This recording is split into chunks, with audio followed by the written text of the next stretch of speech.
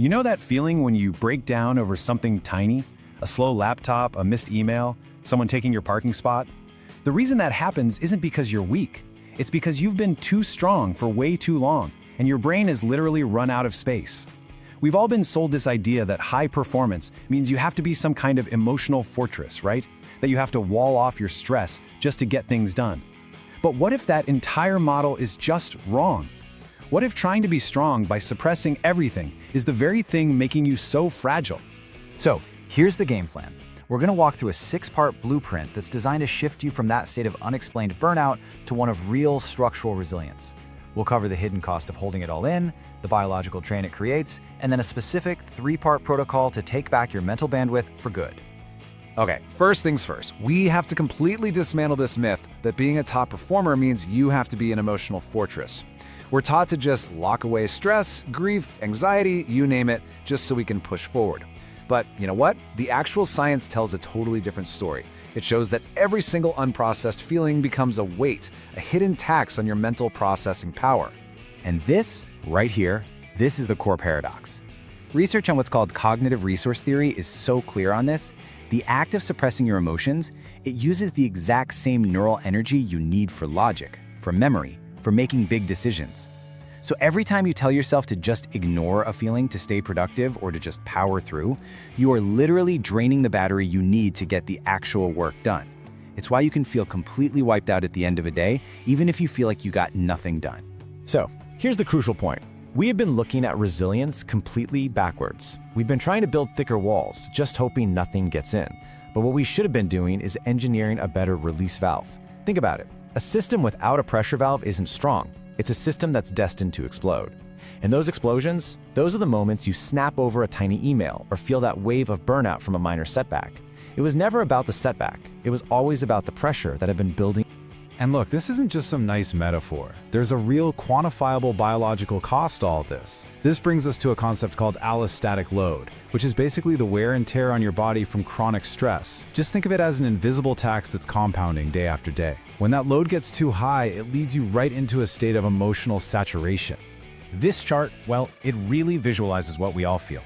When you haven't processed emotional stuff, a fight at home, anxiety about a deadline, a setback at work, even just a frustrating commute, your brain doesn't just forget it. No, it assigns a part of your mind to actively hold that feeling down. Your prefrontal cortex, the part of your brain that's supposed to be for focus and problem solving, is forced to spend up to 90% of its energy just containing the flood. And that leaves a tiny 10% for your actual work, for your creative ideas, for being present with your family. And this is what science calls systemic fragility. It's that feeling of being on edge, irritable, or just hollow for no reason you can pinpoint. It's brain fog, it's procrastination, it's having a short fuse. Your emotional RAM is at 99% capacity, choked with all these background processes you've refused to close. So let me be really clear here. You are not lazy, you are not undisciplined, and you are not losing your edge. You are simply load saturated. So, how do we fix this? How do we get from this fragile state to one of engineered stability? Well, we have to stop relying on what I call hope-based resilience. You know, the idea that we can just grit our teeth and push through. Instead, we need to install a structural protocol for managing your bandwidth. This isn't about being softer. It's about being smarter. This is structural maintenance for your mind.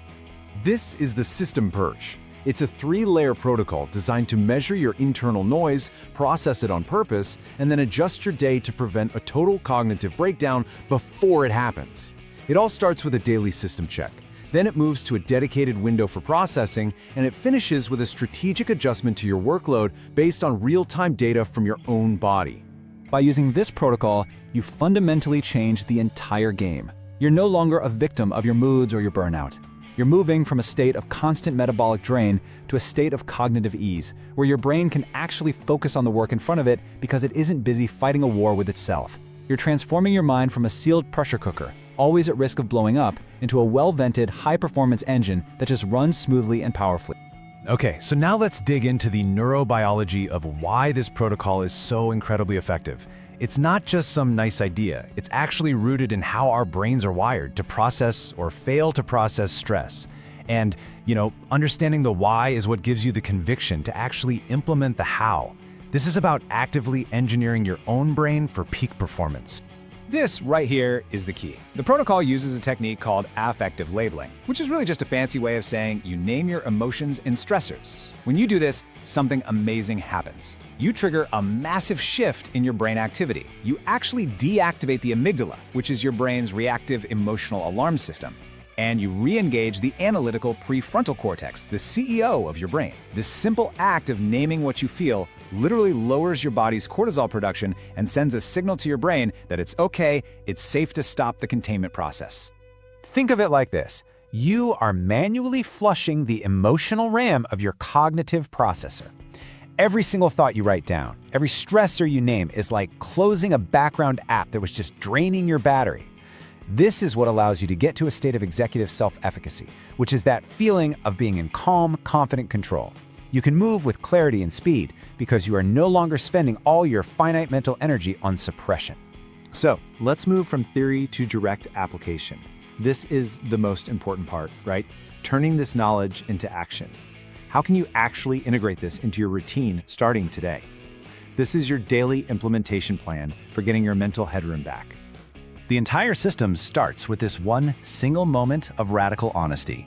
Before your day gets totally hijacked by notifications and other people's demands, you need to get a baseline reading of your own internal state. Think of it like a pilot's pre-flight check. You would never take off in a storm without knowing about it, so why would you start your workday without checking your own internal weather? Okay, this is your practical toolkit. First up, the morning capacity check. On a scale of 1 to 10, how much noise are you carrying? If it's a 7 or higher, meaning you feel agitated, distracted, heavy, that's your data. It's a signal to simplify your day. Maybe postpone that tough conversation. Break a big project into tiny steps. Just protect your energy. Second, when you feel that saturation building, execute the 15-minute vent. This is a brain dump. Open a notebook and for 15 minutes just write down every heavy thought, every worry, every frustration. No judgment, no editing. Get it out of your head and onto the page. Purge the system. And finally, the zero input reset. Take 1 hour, or hey, even just 20 minutes of total sensory silence. No screens, no podcasts, no music. Go for a walk without your headphones. Stare out a window. Just let your brain process the load. You're not quitting, you are refueling the machine. And finally, let's just zoom all the way out to the new philosophy that this entire system is built on. This is a fundamental shift in how we have to define and chase high performance for the long haul, moving away from that broken hustle and grind culture that just leads to burnout. The most crucial takeaway to really let sink in is this. True productivity is not about how much you can endure, it's about how well you can recover. Your brain's single greatest bottleneck is its ability to process internal stress. Your mind, just like a muscle, doesn't get stronger during the workout, it gets stronger during the rest period that comes after. The only way to win long-term is to stop using your willpower to hold back the flood and start using your wisdom to manage the flow. See, true strength isn't ignoring your limits. It's having the wisdom to manage them strategically. It's the ability to acknowledge a limit before it becomes a breaking point. A great engineer respects the operational limits of their machine and builds in safety protocols. You have to become the engineer of your own mind. So here's your challenge for today. Not tomorrow, not next week. Right now. I want you to execute just one capacity audit. Before you move on to the next thing, just take 60 seconds. Close your eyes and honestly assess your internal noise level on that 1 to 10 scale. Acknowledge the weight you're carrying. That single act of awareness is the first and most important step. It gives you permission to lower the load and it frees your mind to focus on what actually matters. From this moment on, I want you to remember this mantra.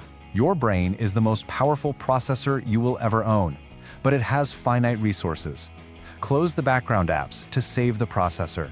Because once you master the capacity of your own system, once you learn to manage your internal load with the skill of an engineer, your performance becomes what it was always meant to be, an unbreakable, sustainable force.